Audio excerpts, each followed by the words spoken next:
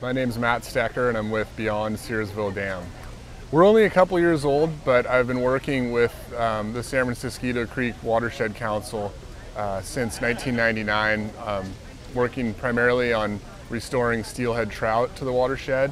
We've completed almost a dozen different restoration projects that have provided better access for steelhead to get past migration barriers in the watershed.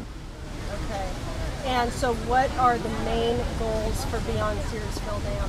Well, as part of working with the Watershed Council, we identified all the migration barriers in the watershed, and we found out that Searsville Dam is the biggest barrier in the watershed that blocks steelhead from being able to access the biggest tributary in the watershed. So we're advocating that Stanford, because the dam's not used for drinking water or for power or for flood protection benefits, we're asking that Stanford look into removing this obsolete dam and restoring habitat quality below the dam and fish passage above the dam. So what was the purpose originally for building the dam? The dam originally was built, it was completed in 1892, and it was built to connect to the Crystal Springs reservoirs along 280 and be a drinking water supply for San Francisco. And it actually never ended up serving that function, and the pipeline was never built to Crystal Springs. So it was built for drinking water, and it's never served that intended purpose. So what's it been doing all this time? Mainly it's been filling in with sediment, and it's over 90% filled in with sediment at this point. So it's only a matter of time. It could be even a year or so, depending on storm flows and erosion upstream, before sediment comes down and completely fills in the reservoir and renders it obsolete. But it's also been used, it's on Stanford's Jasper Ridge Biological Preserve. So they've been doing studies looking at its interaction with the ecosystem. But primarily it's been harboring exotic species, not native species, and degrading habitat conditions in the watershed. Okay. So what is the main obstacle for removing the dam? I think the main obstacle really is just education about the benefits of dam removal that has really taken off across the country to deal with obsolete dams and restore watersheds. It's a money issue, isn't it?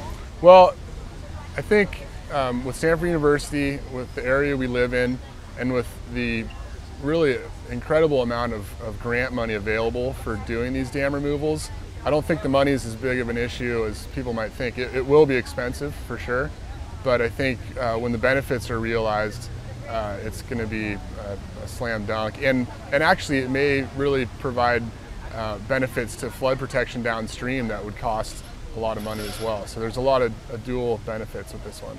How do you enable people to realize the benefits of removing the dam? Well, that's the $1 million question. That is, yeah, and it's such a complex issue. There's so many different facets to it, ranging from the ecosystem to flood issues downstream, that our website, Beyond Searsville Dam, really, beyondsearsvilledam.org, really has a lot of information and commonly asked questions and misconceptions that are answered on it. So that would be the best way for people to get information about it. So how can people help you?